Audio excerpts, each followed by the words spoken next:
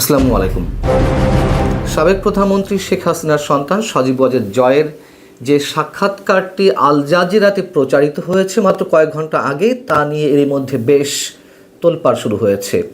এবং একথা সত্য, সজীব ওয়াজেদ জয়ের যতগুলো সাক্ষাৎকার এ পর্যন্ত অন্তত আমার চোখে পড়েছে, তার মধ্যে এই সাক্ষাৎকারটি যথেষ্ট ম্যাচিউরড বলে মনে হয়েছে আমার কাছে। যদিও আল জাজিরার সাংবাদিক শ্রী নিবাসন জৈনের কোনো প্রশ্নের উত্তরে খানিকটা হলেও দুর্বলতা লক্ষ্য করা গেছে। এই সাক্ষাৎকারে বাংলাদেশের বর্তমান রাজনৈতিক পরিস্থিতি, 2024-এর জুলাই আগস্টের আন্দোলন, আওয়ামী লীগের ভূমিকা, দলের ভবিষ্যৎ, দলের নিষিদ্ধকরণ, নির্বাচন বয়কট, দুর্নীতির অভিযোগ সহ অনেক বিষয় উঠে এসেছে। অনেক প্রশ্নের উত্তর সজীব ওয়াজেদ জয় ফেস করেছেন এবং আমার কাছে খুবই সিগনিফিক্যান্ট মনে হয়েছে এই সাক্ষাৎকারটিকে। সাক্ষাৎকারে সজীব ওয়াজেদ জয় 2024-এর জুলাই আগস্ট আন্দোলনে তাদের সরকার যে ভুলভাবে ট্রিটমেন্ট করেছিল, তাদের সরকার সেই আন্দোলনকে মোকাবেলা করার জন্য ভুল পদক্ষেপ নিয়েছিল, এমন মন্তব্য করতেই আল জাজিরা সাংবাদিক শ্রী নিবাসন জৈন যখন বললেন যে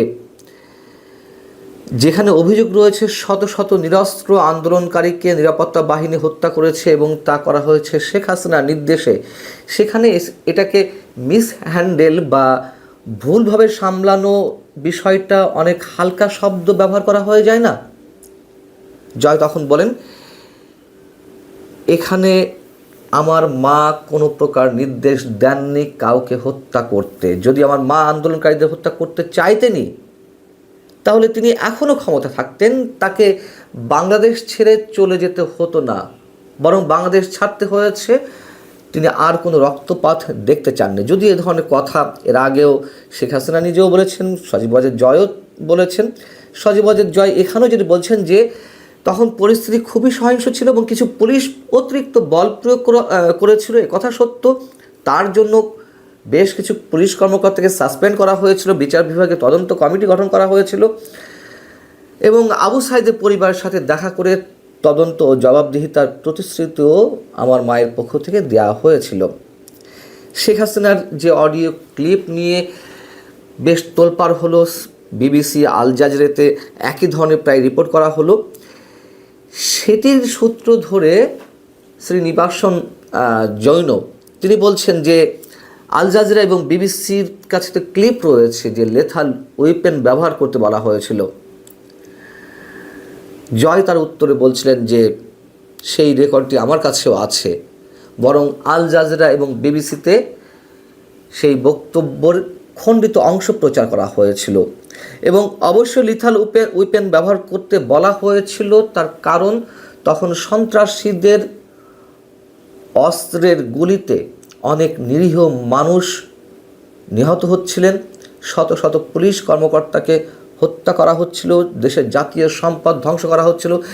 দেশের জাতীয় সম্পদ রক্ষা করতে এবং সশস্ত্র সন্ত্রাসীদের প্রতিহত করতেই প্রয়োজনে লিথাল ওয়েপেন ব্যবহার করার নির্দেশ দিয়েছিলেন আমার মা। এবং সেই আন্দোলনকে কেন্দ্র করে যখন জাতিসংঘের যে রিপোর্টটি আমাদের সামনে এসেছে আরও বছর দেড়েক আগে বা 13 মাস আগে, সেই রিপোর্ট প্রসঙ্গে আল জাজিরার পক্ষ থেকে বলা হলো যে যেখানে 1400 মানুষকে হত্যা করা হয়েছে, সাথে সাথে সজীব ওয়াজেদ জয় সেটিকে প্রত্যাখ্যান করলেন। আমি মনে করি যেটি অবশ্যই সজীব ওয়াজেদ জয়ের এই অ্যান্সারটি ঠিকই আছে এবং যেটি আমিও গত প্রায় 1 বছর ধরে ক্রমাগতভাবে বলে আসছি যে কীভাবে এই রিপোর্টটিকে সরকার মিসইউজ করছে। তখন সজীব ওয়াজেদ জয়ও এই কথা বলেছেন যে সেখানে যে 1400 মানুষের হত্যাকাণ্ডের কথা বলা হয়েছে 2024-এর 15 আগস্ট পর্যন্ত, 5 আগস্টের পরে তো আর সরকার ছিল না, তাহলে 5 আগস্টের পরে যে মানুষেরা হত্যাকাণ্ডের শিকার হয়েছেন, যেখানে সরকার বলেছে 832 জন জুলাই আগস্ট আন্দোলনে নিহত হয়েছে, বাকি 500 প্রায় 68 জন, তাদের হত্যাকাণ্ডের বিচার কোথায়? সেই হত্যাকাণ্ডগুলোর দায় কাদের কাঁধে? এবং বরং আমরা যে ন্যায় বিচার চেয়ে এসেছি, যেভাবেই হত্যা করুক, যার যতটুকু দায় আছে অবশ্যই সবার সমান বিচার হতে হবে, ন্যায় বিচার হতে হবে। কিন্তু এই সরকার বিক্ষোভকারীদের দায় মুক্তি দিয়েছে তাদের দ্বারা হত্যার বিষয়গুলো থেকে। শ্রী নিবাসন জৈনও একটা পর্যায়ে শরীফ ওসমান হাদির বিষয়টিও টানলেন এবং তিনি প্রশ্ন করলেন যে শরীফ ওসমান হাদি একজন যুব নেতা, সাবেক ছাত্র নেতা, তিনি হত্যাকাণ্ডের শিকার হলেন এবং বাংলাদেশ সরকারের পক্ষ থেকে, বাংলাদেশের প্রশাসনের পক্ষ থেকে আওয়ামী লীগকে দায়ী করা হচ্ছে। তখন চমৎকার একটি অ্যান্সার দিয়েছেন সজীব ওয়াজেদ জয় যে দেখুন, এর সঙ্গে আওয়ামী লীগের জড়িত থাকার তো প্রশ্নই ওঠে না। কে শুটার, কে গুলি করেছে আমরা তার কিছুই জানি না।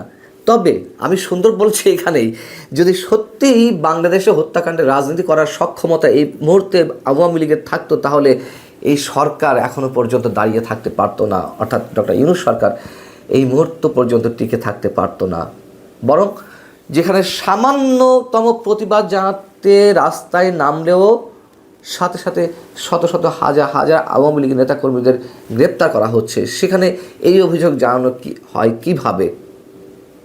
আওয়ামী লীগের ভুল ভ্রান্তির প্রসঙ্গে সজীব ওয়াজেদ জয় বেশ ধরি মাছ না ছুঁই পানি টাইপ উত্তর দিয়েছেন। তিনি বলেছেন যে আমাদের সরকার অবশ্যই ভুল করেছে, অনেক ক্ষেত্রে আমাদের সরকারের লোকেরা বাড়াবাড়ি করেছে। আমি নিজেও তাদের উপরে খুশি ছিলাম না, ব্যক্তিগতভাবে মনে করি আমাদের সরকারের লোক যারা এই ধরনের কাজের সঙ্গে জড়িত ছিল তাদের বাড়াবাড়ি ছিল এবং তাদের জবাবদিহিতার আওতায় আনা উচিত ছিল। এই প্রসঙ্গে তিনি মন্তব্য করে আবার বলছেন, অথচ দেখুন আবার গত 1.5 বছরের দিকে তাকান, বর্তমান সরকার কি করছে। পরিস্থিতি অনেক খারাপ, অর্থনীতি ভেঙে পড়েছে, আইন শৃঙ্খলা নেই, সন্ত্রাসীরা তাল মিলিয়ে চলছে, আর আছে কারচুপি, সম্পূর্ণ কারচুপি করা প্রহসনের নির্বাচন। শাক দিয়ে তো মাছ ঢাকা যায় না, তাই না? এই সরকার কি করছে তা আমরা ক্রমাগতভাবে বলছি। আওয়ামী লীগ 15.5 বছরে যে না করেছে তার চেয়ে অনেক বেশি 17 মাসে এই সরকার অনেক ধরনের অন্যায় অপরাধমূলক কর্মকাণ্ড করে ফেলেছে, মানুষের সঙ্গে প্রতারণা করেছে। একথা যেমন সত্য, আবার এটিকে উদাহরণ হিসেবে টেনে আওয়ামী লীগ কোনোভাবেই পারে না তাদের 15.5 বছরের যত ধরনের অভিযোগ রয়েছে তাদের বিরুদ্ধে সব অ্যাভয়েড করতে। আল জাজিরার পক্ষ থেকে মন্তব্য করা হয়েছে যে আওয়ামী লীগকে যে নিষিদ্ধ করা হয়েছে সেটি অগণতান্ত্রিক এবং এটি সব দিক থেকেই বিশ্বের নানান ধরনের মানবাধিকার সংগঠনের পক্ষ থেকে সমালোচিত হচ্ছে। তবে আওয়ামী লীগও অতীতে নির্বাচনে কারচুপি, সহিংসতা ও প্রতিষ্ঠান দখলের অভিযোগে অভিযুক্ত। আওয়ামী লীগের সবাই নির্বাচন কমিশন সহ সব ধরনের প্রতিষ্ঠান কুক্ষিগত করা হয়েছে, নিয়ন্ত্রণে নেওয়া হয়েছে। জয় বলেছেন, আওয়ামী লীগ কখনো কোনো দলকে নিষিদ্ধ করেনি। জামাতে ইসলামী নিষিদ্ধ হয়েছিল বা তার দলের নিবন্ধন বাতিল করা হয়েছিল তৃতীয় কোনো ব্যক্তির আবেদনের পরিপ্রেক্ষিতে আদালতের মাধ্যমে। এবং যেহেতু জামাতের যে গঠনতন্ত্র সেটি আমাদের সংবিধানের সাথে সাংঘর্ষিক ছিল, এই জন্যই আদালত সেটিকে নিষিদ্ধ করেছিল। নির্বাচন কমিশনকে আমরা নিয়ন্ত্রণ করিনি, নির্বাচন কমিশন একটা সার্চ কমিটির মাধ্যমে গঠিত হয়েছিল। এই অ্যান্সারগুলো আমার কাছে ভালো লাগেনি। কীভাবে জামাতের নিবন্ধন বাতিল করা হয়েছিল সেগুলো আমরা জানি। আবার নির্বাচন কমিশন যে কক্ষিগত করা হয়নি, ব্যবহার করা হয়নি, এটা একটা সার্চ কমিটির মাধ্যমে গঠিত হয়েছিল বিধায় পুরোপুরি একেবারে শতভাগ স্বচ্ছতার সঙ্গে নির্বাচন কমিশন কাজ করেছে। সেটি হুদা কমিশন হোক বা রকিব কমিশন হোক কিংবা হাবিবুল আওয়াল কমিশন হোক, এ কথা বলে পার পেয়ে যাওয়ার কোনো কারণ নেই। আমরা তো দেখেছি নির্বাচন কমিশন কতটা তুলপি বাহক হিসেবে কাজ করেছে এবং বর্তমান নির্বাচন কমিশনার যে কতটা স্বাধীনভাবে কাজ করতে পারছে বা পারবে সেটা নিয়েও নিশ্চয়ই আমরা সন্দেহের বাইরে নেই কেউ। এবং যখন প্রশ্ন করা হলো যে আওয়ামী লীগ ছাড়া নির্বাচন হলে তা প্রতিহত করা হবে এবং তার জন্য অনাকাঙ্ক্ষিত কিছু হলে তার দায় সরকারের, সজীব ওয়াজেদ জয়ের এই মন্তব্যটা কি সহিংসতার হুমকি নয়? আপনারা জানেন যে কিছুদিন আগে রয়টার্সকে, আন্তর্জাতিক বার্তা সংস্থা রয়টার্সকে দেওয়া একটি সাক্ষাৎকারের একটি অংশে সজীব ওয়াজেদ জয় এই মন্তব্যটি করেছিলেন। তখন জয় বলছেন যে আমি সহিংসতার হুমকি দেইনি, বলেছি যে দমনপীড়ন হলে সহিংসতা হবে। আমরা সহিংসতা চাই না। কোণঠাসা কাউকে করে রাখলে কি হয়? আমাদের তো অংশগ্রহণের অনুমতিই দেওয়া হচ্ছে না, এখন কেন সহিংসতা হচ্ছে? আমি হুমকির কথা বলছি, কাউকে কোণঠাসা করলে তাদের তো তখন আর কোনো বিকল্প থাকে না।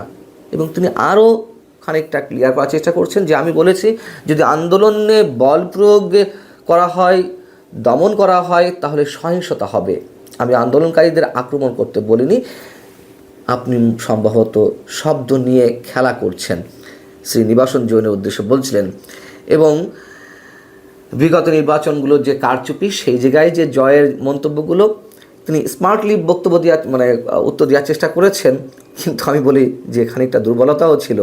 2018 সালের নির্বাচনের আগে আমেরিকার বিভিন্ন সংস্থা সহ বিভিন্ন জরিপে উঠে এসেছে যে বিপুল ভোটে আওয়ামী লীগ জিতবে, এটা সজীব ওয়াজেদ জয় বলছেন। আমরা এই কারণে কোনো ধরনের কোনো অনিয়ম চাইনি। প্রশাসনে এমন কিছু লোক ছিল যারা এটি নিজেরাই করেছিল, অর্থাৎ দিনের ভোট রাতে। আমার মা এবং আমি একটি দলের পক্ষ থেকে আমরা ক্ষুব্ধ ছিলাম। এটি কোনো কথা হলো?